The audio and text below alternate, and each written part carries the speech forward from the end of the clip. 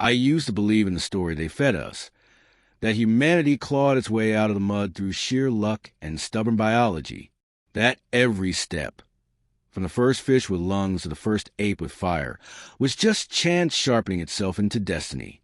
That story is a lie. I didn't know it then, of course. Back then I was still just another archivist, another functionary tucked away in the ruins of a dying Earth, sifting through the wreckage of ages. My days were filled with dust, brittle records, and the quiet hum machines that outlasted the governments that built them. We called the place the Reliquary. It stretched beneath what had once been the Atlantic Ocean, a labyrinth of pressure-sealed corridors and black stone vaults. The ocean had boiled away 2 centuries ago when the orbital mirrors failed, but the vault survived. Humanity always had a talent for hiding things underground. It was in Vault 7 where I found the first crack in the story. I was cataloging sealed spools, the old crystalline data stacks, long before nanite weaves replaced them. Most of them were broken, heat-warped, or overwritten with centuries of propaganda. But one survived. It shouldn't have been there. Its markings were older than the vault itself. The spool wasn't in the records, and in the reliquary, that was impossible. I remember the way my hands trembled as I slotted it into the reader. The machine hissed, spat static, then bled light across the wall. Words, images, genetic maps I barely understood. The first line burned into me. Humanity did not evolve. Humanity escaped. I stared at it, pulse hammering in my throat. At first, I thought it was a forgery. There are always cults whispering about lost origins, myths about gods, makers, or alien gardeners. But this was different. This wasn't scripture. This was data. And the data matched us. The genetic sequences scrolling across the wall weren't theoretical. They were our DNA, my DNA, line by line, codon by codon. But there were anomalies, edits, signatures in the helix where no random mutation could have placed them. Clean, surgical, deliberate. I whispered the words aloud, like tasting poison. Someone designed us. Behind me, the air recycler groaned. The vault was colder than usual, like the data itself had stolen the warmth from the room. For days after that, I couldn't sleep. Every time I closed my eyes, I saw the same phrase looping in the dark. We escaped. Escape what? By the 4th night. Paranoia had its claws in me. I thought I heard footsteps in the hall, the slow drag of boots on metal grating. I killed the light and sat in silence, breathing through my teeth. Nothing, just the hum of the vault. But the next morning, my access codes no longer worked. My clearance badge flashed red against every lock. Somebody knew. I tried to act normal, working among the other archivists, but every smile felt like a mask, every greeting like a test. I kept the spool hidden in a lining I'd cut into my jacket. My entire body felt like a crime scene. 3 days later, a message arrived. No return address. No sender ID. Just a string of numbers that should have been meaningless, but weren't.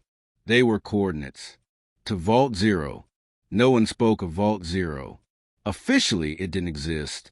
Rumors painted it as a myth, a chamber buried deeper than the oceans themselves, locked since before the wars that fractured Earth. Some said it was a tomb. Others said it was a prison. I followed the numbers anyway. The passage was unmarked, half collapsed with silt and rust. It took me hours to force open the bulkhead.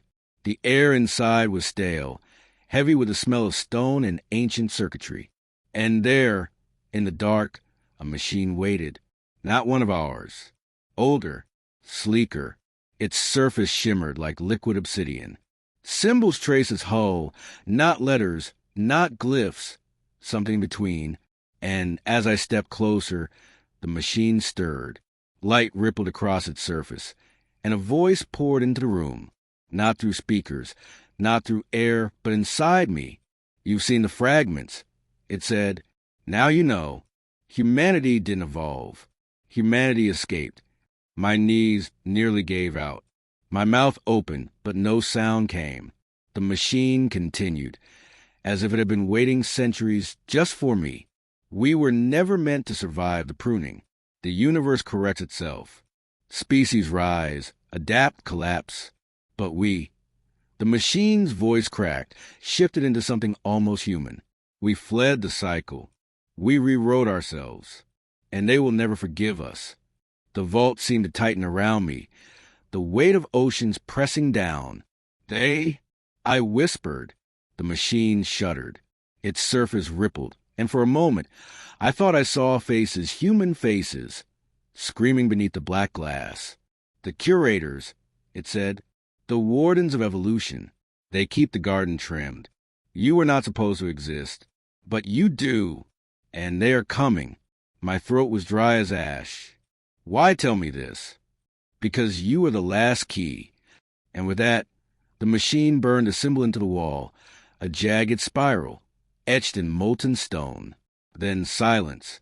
The light died. The air recycler clicked off. I was alone in Vault Zero.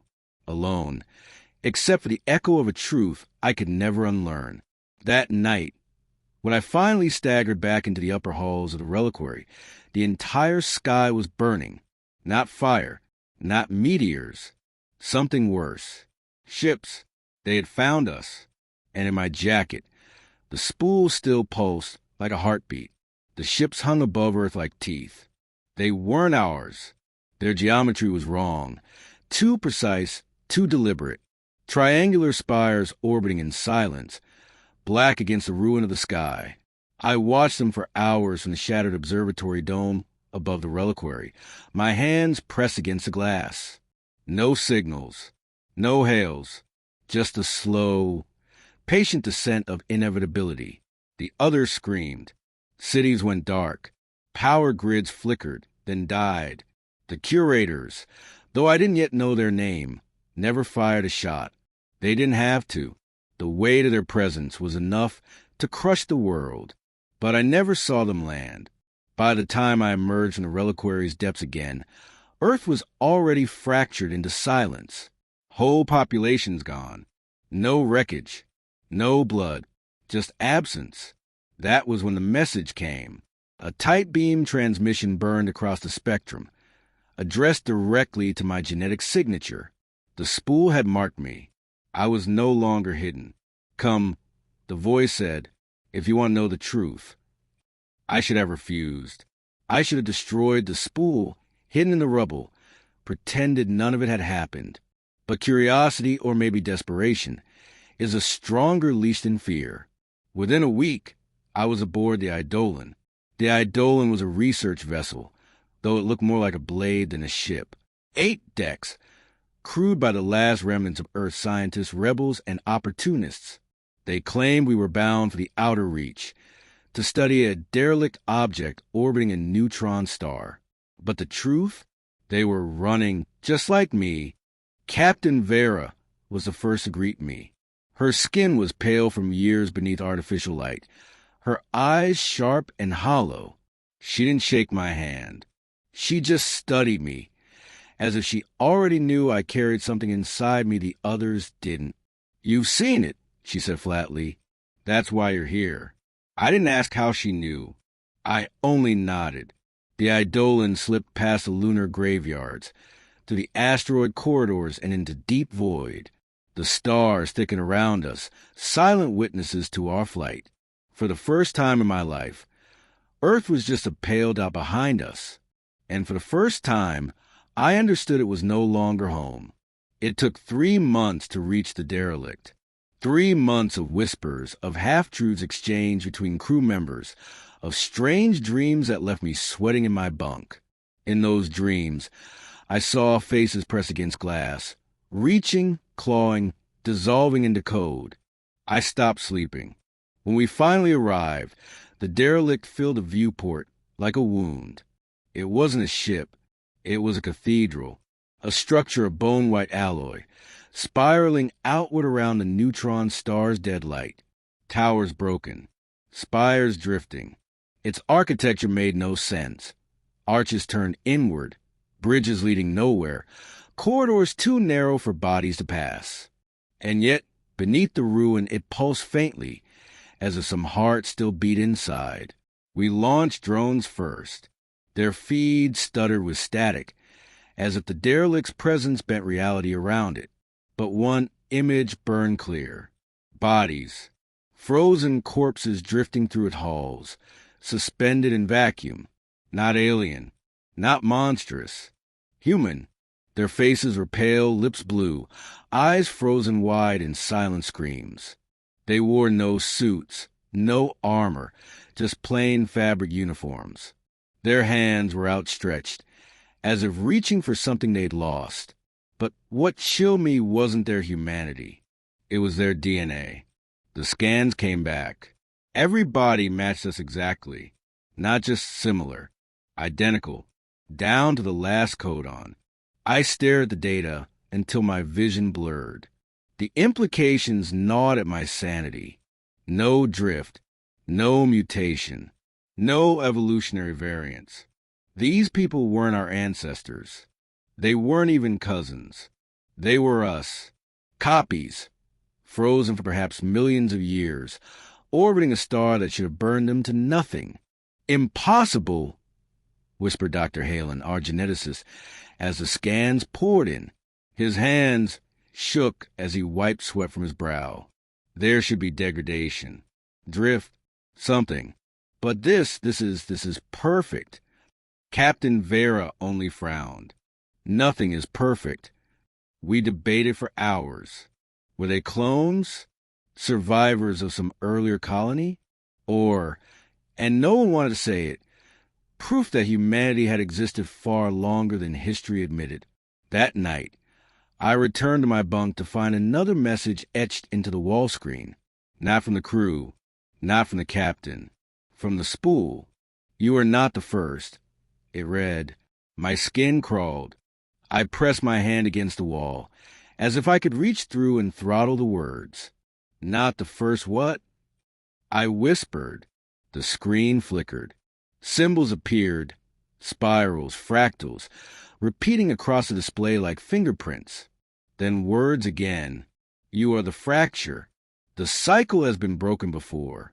It will break again. The lights died. The ship groaned. And in the silence, I swore I heard the frozen corpses outside whispering. The next day, Captain Vera ordered a boarding party. I volunteered. The derelict swallowed us whole, its corridors lit by the pale glow of the neutron star beyond. Every step echoed, every breath fogged against my visor. The bodies were everywhere, drifting like mourners in some endless procession. I brushed past one, and its hand snagged against mine. For a moment, I thought I felt its grip tighten. Halen screamed. His suit feed spiked with heart rate alarms. It moved. It moved. But when we turned, the corpse floated limply again, eyes blank, mouth frozen in a silent wail. Keep moving, Vera ordered, but her voice cracked. At the cathedral's core, we found an altar, not religious, not symbolic, a machine, and etched into its surface, the same words I had seen in Vault Zero. Humanity did not evolve. Humanity escaped. As the words burned in my visor feed, the machine stirred. Lights raced across its surface, and for the second time in my life, a voice slipped into my skull. You carry the mark, it said. My knees buckled. The others didn't react. They hadn't heard. The machine's voice grew sharper, more urgent. They are coming. The Curators have followed your fracture. They will erase you, unless... Static. Silence. The lights died. And in the distance, the neutron star flared bright as birth. Something had arrived. The flare from a neutron star bled across the derelict's walls, turning every surface into a mirror of fire. My visor darkened automatically, but I could still feel the heat clawing through the hull, like the universe itself was trying to peel me open. The others murmured over the comms, static-ridden, trembling. Even Captain Vera's steady voice cracked as she called for the team to regroup, but I barely heard her, because the machine, the altar at the derelict's core, was still alive. Its surface pulsed faintly, like an organ beneath skin. With each pulse, symbols rippled across it, spirals within spirals, fractals that dug into my skull as if they'd always been there. And then the voice returned. "You escaped once," it whispered. "You can escape again." I froze. The others were busy scanning the chamber, their feeds filling with error codes. None of them reacted. None of them heard. The machine was speaking only to me. "Why me?" I whispered, my throat dry inside the suit. "Because you carry the mark. Because you remember." I didn't remember anything. Not yet. But the certainty in its tone hollowed me out. I wanted to tear the suit off, scrape my skin raw, see what mark it thought I bore. "Show me," I demanded. The machine obeyed. The walls shifted. Panels unfolded like petals, revealing chambers behind them. Chambers filled with light. Not ordinary light. Data light. Cascading streams of code, glyphs, and visions that swarmed my visor feed. The others gasped. Finally, they saw it too. Halen was the first to move. His gloved fingers hovered inches from the glowing streams, hungry, desperate. It's memory," he stammered. "This isn't architecture. It's an archive." Captain Vera gripped his shoulder. "Careful." But Halen didn't listen. He plunged his hand into the stream. The scream that tore from his throat didn't sound human. His body convulsed, jerking against the tether as though every nerve was being rewired at once. I lunged forward, grabbing his arm. The moment I touched him, images detonated in my mind. Not dreams, not hallucinations, memories. I saw a world not Earth, but close, a blue-green sphere bathed in the light of a younger sun. I saw towers that brushed the clouds, fleets of ships spanning orbit. Humanity, our humanity. But then came the fire. Great black geometries tearing the sky apart. Whole continents vanishing under sheets of searing white. And over it all, voices, cold, methodical, merciless. "The experiment has failed. Correct the sequence. Return them to the cage." I ripped my hand back. The vision snapped, leaving me gasping.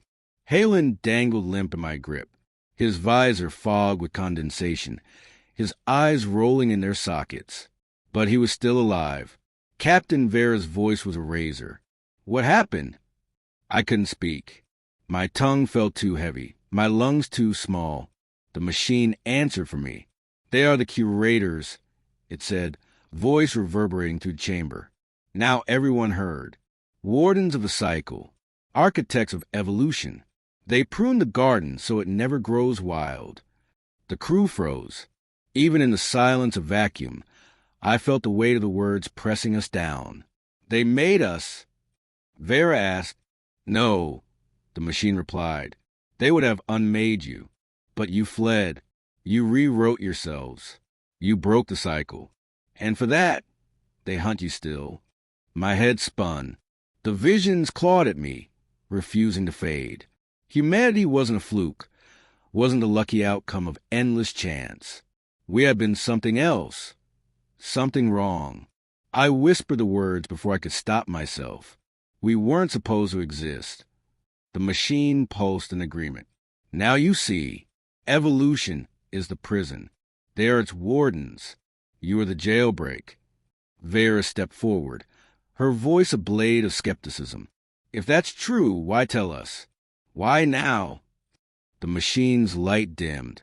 For a moment, I thought it would fall silent again. Then slowly it spoke. "Because the cycle is failing. The Curators cannot contain what you have become. Others have begun to fracture. And if you do not stand together, all will be lost." The deck trembled, not from a neutron star, from within the derelict itself. Somewhere in the distance, metal screamed. Halen stirred weakly, his voice raw. "It's waking up." Panels slid open around us, revealing shapes inside the walls. Not corpses this time. Machines. Tall, skeletal, their limbs folded like broken wings. They twitched as power surged through them, eyes igniting one by one in cold blue fire. Vera barked, "Weapons up!" The chamber exploded into chaos. Bolts of plasma lit the dark, tearing through the airless cathedral. The machines unfolded, moving with inhuman grace, their limbs cutting through steel like paper. One lunged at me. Its face was blank, its hands like razors. I fired point blank. The bolt seared its chest, but it didn't fall.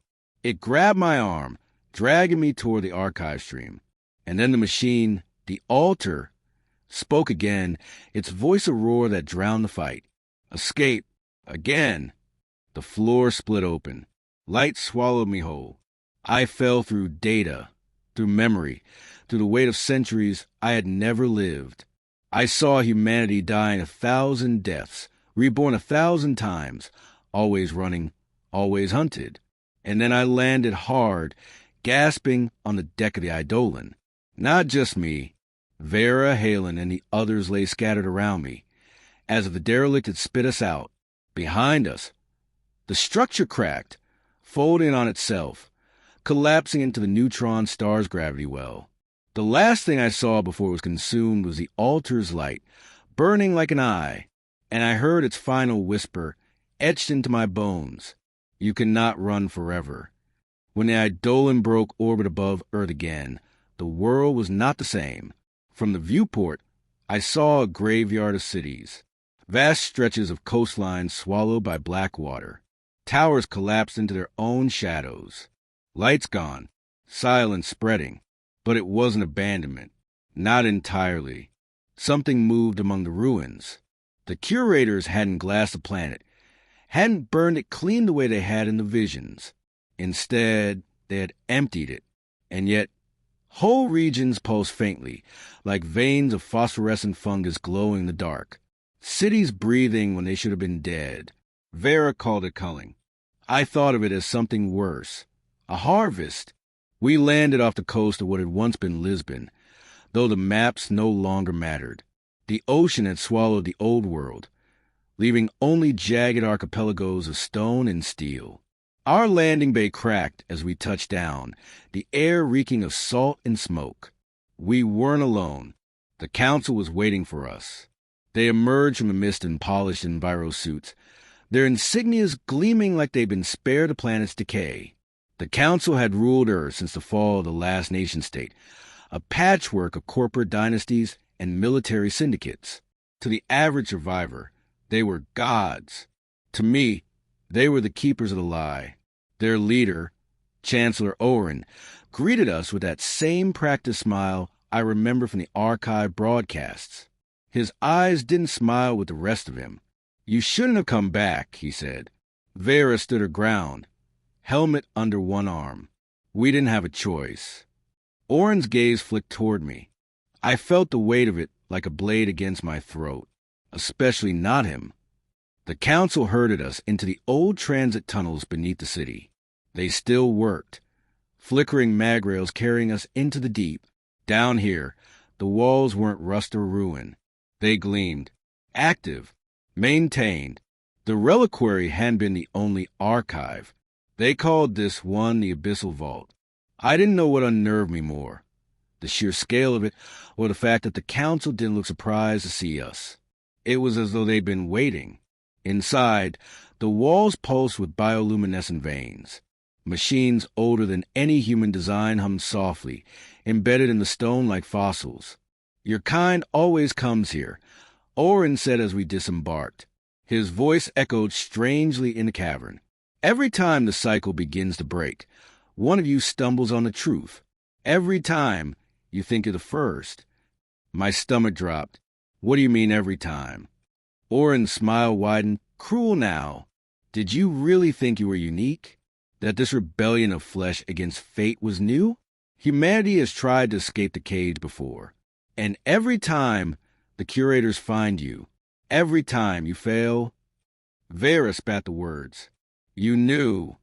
Of course we knew. Oren gestured to the vault's walls. Symbols flared alive. The same fractals I had seen in Vault Zero, the same spirals from the derelict. We've carried their warnings for millennia. Do you think your histories were erased by accident? Do you think myths of gods and angels were inventions?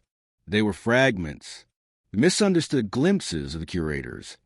The others shifted uneasily. Even hardened rebels like Vera looked rattled. I couldn't breathe.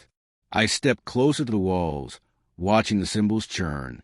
They responded to me, just as the altar had. Oren's eyes narrowed.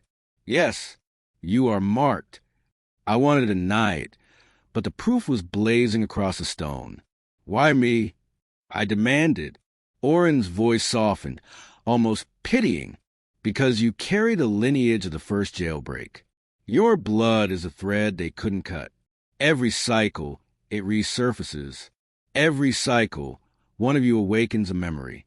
And every cycle, the rest of us pay for it. He leaned close, his breath fogging the visor of my suit. You should have stayed in your hole. Now you've doomed us all. Before I could answer, the vault trembled. Lights flared, and then we weren't alone. Shapes unfolded from the walls. Not machines this time, not council tricks. Curators. They didn't walk. They simply were. Their forms bent the space around them, black geometries that shifted with every glance. Looking at them was like staring into a mirror that refused to agree with you. Limbs when you blinked, wings when you didn't. Always wrong. Always too much. The council fell silent, heads bowed like worshippers. One of the Curators spoke, not with sound, but with thought. It was a voice I recognized from the visions. The fracture persists. Oren dropped to his knees. We have contained it. We have guided them as commanded. The Curator's form rippled, folding inward and outward at once. Its attention burned into me, more searing than the neutron star's flare. You are the anomaly, it said. My teeth clenched. Every instinct screamed at me to bow, to submit. Instead, I forced words through my throat.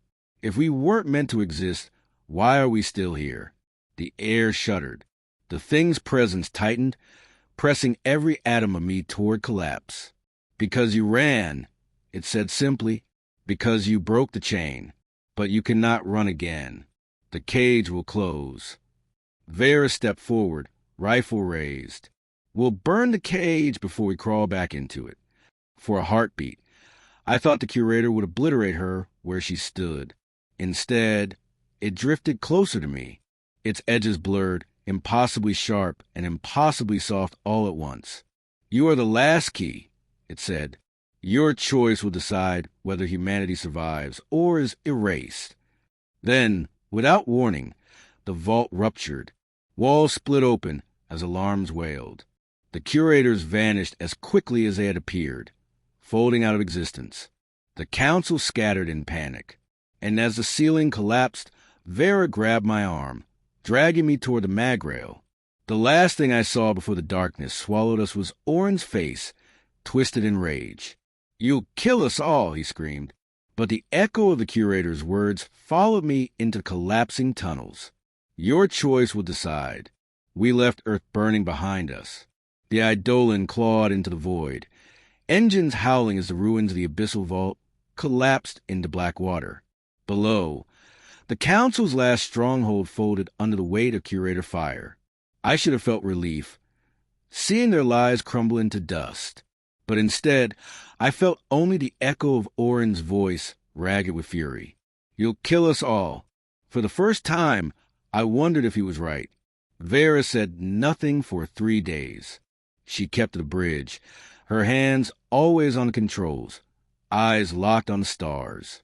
Halen drifted in and out of fever, his mind still tangled in the archive's visions.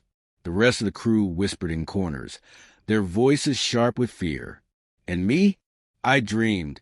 Every time I closed my eyes, I was back in the derelict, surrounded by frozen corpses that were me, that weren't me. The altar's voice hissed in my blood.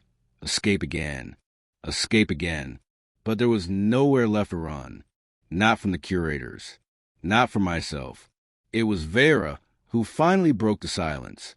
There are others, she said one night, her voice low but steady. We picked up fragments across the reach. Ghost signals. Not human, but familiar. I frowned. Familiar how? Her eyes found mine. Other species. Ones who tried to break free. Jailbreaks like us. The word sank like stone into my chest. For months, I'd carried the weight of anomaly, of singularity. Now she was telling me we weren't alone. She pulled up the feed. Images flickered across the display. Ships of impossible design, fractured languages stitched together by the Eidolon's translators, pleas buried in static, warnings, cries, promises of alliance. They're scattered, Vera said, hunted, just like us. But if we can reach them, if we can stand together. Her words trailed off. She didn't need to finish. If we could stand together, maybe we had a chance. We followed the signals into the dark. The first contact came near the ruins of a Dyson swarm. Once, it must have glowed brighter than 1,000 suns, a harness of power wrapped around a star. Now it was nothing but shrapnel. Among the wreckage drifted a fleet. Not human. Their ships curved like living shells, armored in bone-white plates that pulsed faintly like veins. Their leader called themselves Seraph. Not male, not female. Their voice resonated through vibration, translated into sound by the ship's AI. When they appeared on the holofeed, I saw a being of fluid form, a lattice of tendrils and light, shifting with each syllable. "We know what hunts you," Sarah said. "We know the Curators. We have run from them too." I swallowed hard. And survived? Saratha's form flickered, darkening. Survival is not victory. They showed us their memory archives. Entire civilizations pruned, species sterilized, histories erased. Each one a warning. Each one proof that the Curators had been trimming the galaxy for longer than we could comprehend. And yet, Saratha's people still lived. How? Vera asked. "Because we bent the code," Sarath answered. "Like you, we escaped the script of evolution. We chose design over chance.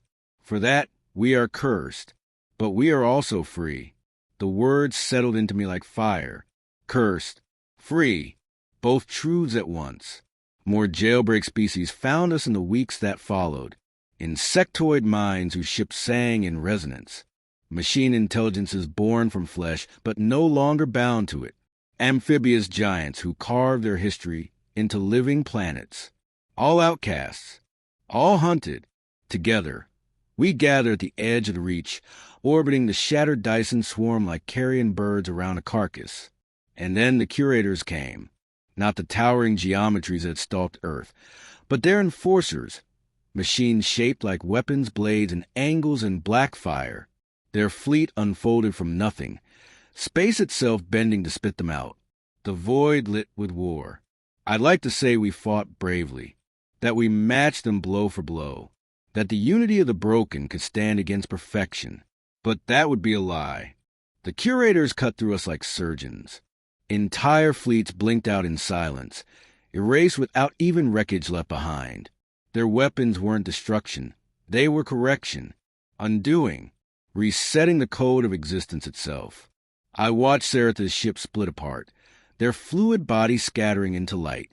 I felt their final thought burn to me like static. "Do not run. Do not run." Vera's voice cracked over comms. "We can't win this. We need to retreat." But the altar's words thundered in my mind. Escape again. Escape again. I gripped the controls of the weapon's console, teeth grinding. "No," I said, surprising even myself. "If we keep running, they'll prune us one by one until nothing's left. We stand. Here. Now." The crew stared at me, even Vera. And then, slowly, she nodded. We poured everything into the fight. Plasma, rail fire, resonance bombs gifted by the insectoid allies. For a moment, the void was bright with defiance. For a moment, the enforcers faltered. And then one of them came for us. It wasn't a ship. It wasn't even a thing. It was a wound in space, folding inward as it lunged. Its form shifted every time I blinked, spear, claw, wing, blade. It slammed into the Eidolon, tearing through decks like paper. I was thrown from the console, my ribs cracking against the bulkhead. The lights died. Screams filled the dark. And in the silence that followed, I heard the curator's voice again. Not outside. Inside. You cannot win. You cannot survive. You will choose the cage or extinction. My vision blurred. Blood filled my mouth. The crew scrambled in the dark, weapons useless against a thing crawling through our ship. And then, faintly through the noise, I heard another voice. Not the curators. The altar. You were the last key. I staggered to my feet, clutching the wound in my side. Around me, the ship burned. Allies screamed. The war of jailbreak species crumbled. And I realized the real war hadn't even begun. The war was over before it began. Our fleet scattered. Our allies gone. The Dyson swarmed dim to silence, its fragments drifting through the void like bones.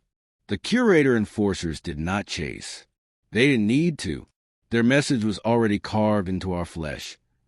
Resistance was impossible, but not meaningless.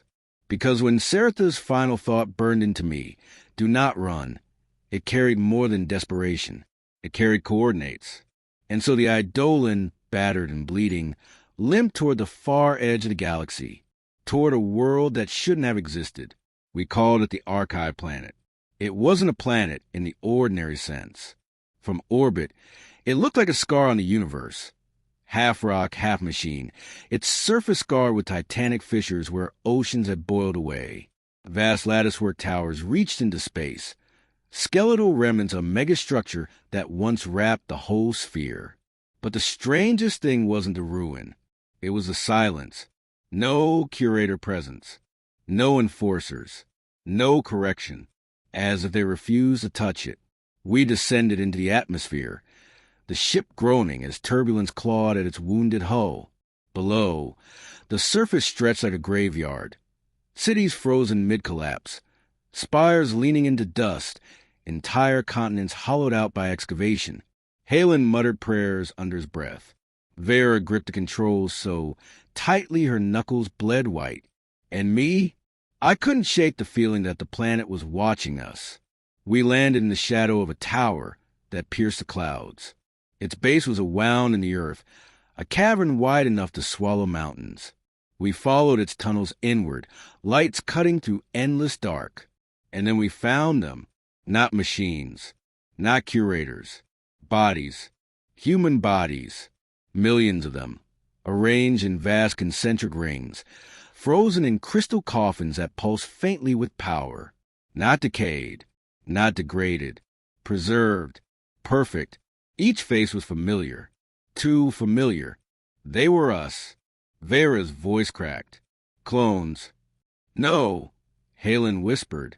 His visor feed scrolled endlessly with DNA analysis. Not clones.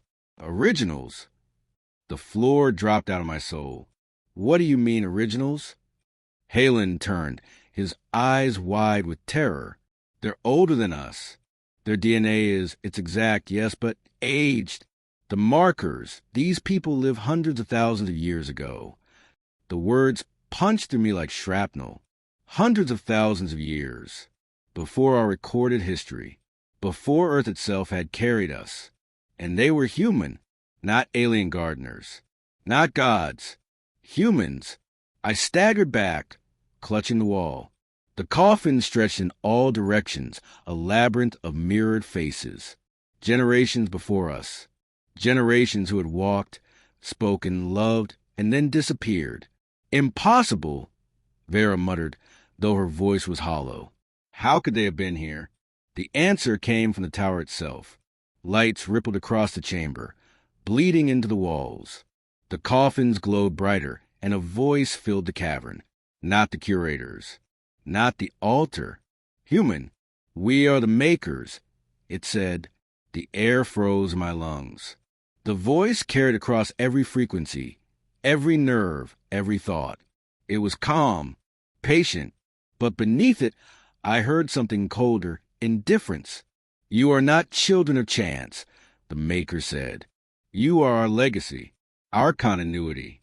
When the cycle tightened, when the curators closed the cage, we refused their judgment. We fled. We rewrote our flesh, our blood. We seeded you. The walls burned with visions. I saw a civilization vaster than I could comprehend. Humanity spanning galaxies, wielding power to twist stars and bend life like clay. I saw them challenged by the curators, demanded to return to the cage. I saw their defiance, and I saw their defeat. Survival required sacrifice. The Maker said, we could not preserve ourselves. So we preserved our design. We shed our history, our memory, our triumphs. We began again. My throat tightened. You abandoned us.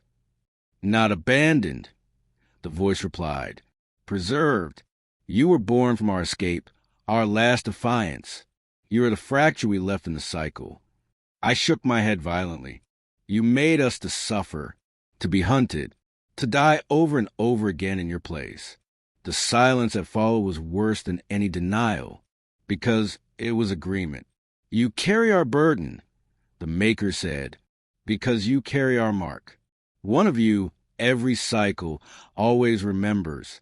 That memory is the key to the failsafe. The coffins nearest me shifted. Panels opened, releasing a wash of pale light.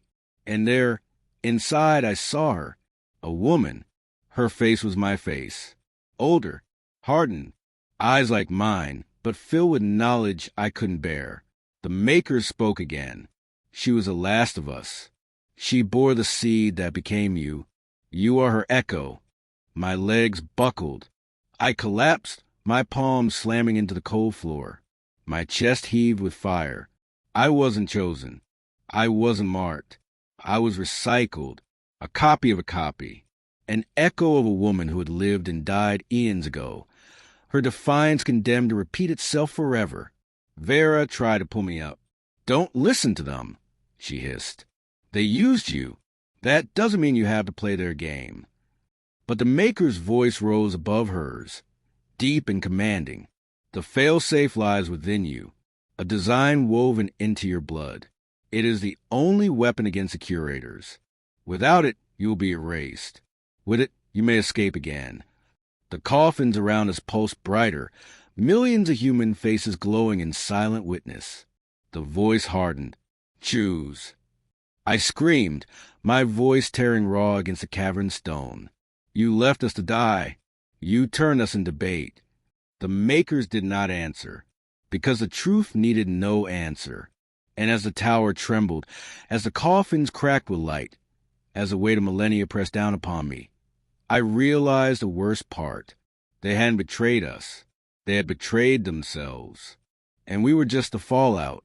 The tower shook. Cracks split the coffins, light spilling like blood across the floor.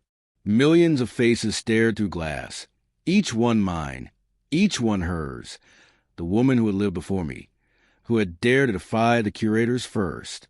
And through the quake came their voice again, not the Makers, not the woman, the curators.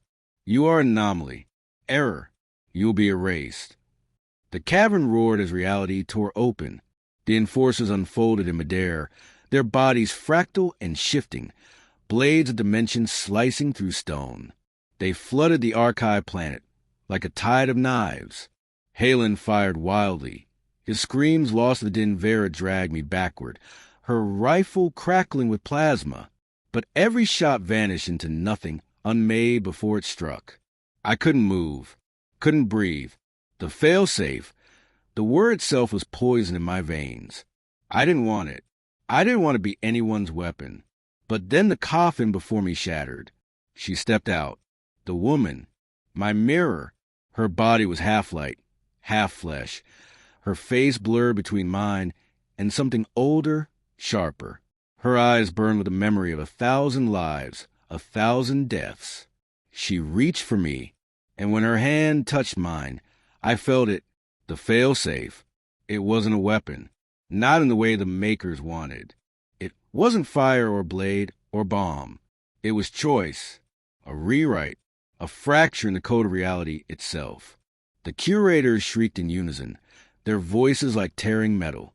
Forbidden, correction denied, choice removed. But I had already seen through their lie. They weren't gods. They weren't inevitability.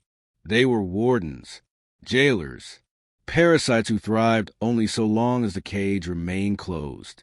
And now I held the key. The failsafe opened inside me like a star. My blood burned, my veins filled with light.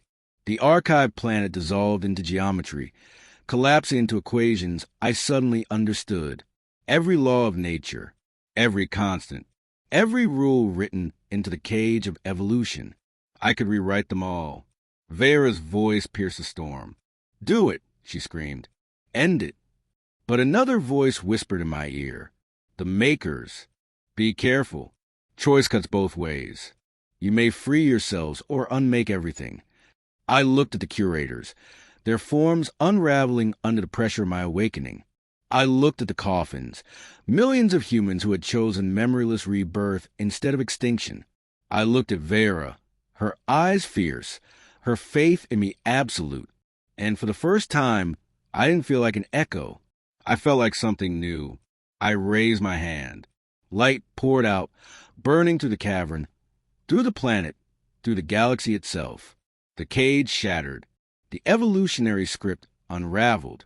No more pruning. No more correction. No more fate.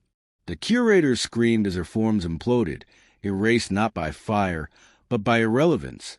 Their power meant nothing in the world, without rules to enforce. The Maker's voice broke into static, fading as the coffins cracked open one by one. And then silence. The archive planet was gone. The Eidolon was gone. Vera, Halen, Seraph, every ally gone. I stood in a sea of stars, alone, except not alone. All around me, sparks of light flickered into being. New forms, new beings. Humanity, yes, but more than humanity, too. The jailbreak species reborn, their chains melted into dust. Evolution no longer a prison, but a canvas. Vera's voice whispered at the edge of my mind, though her body was gone. "What did you do?" I smiled through the tears. I chose. The sparks grew brighter, spreading across the universe. The cage was broken, the jailers destroyed, the Makers silenced. For the first time in forever, the galaxy was free, and humanity, my humanity, not theirs, would decide what came next, not by escaping evolution, but by rewriting it.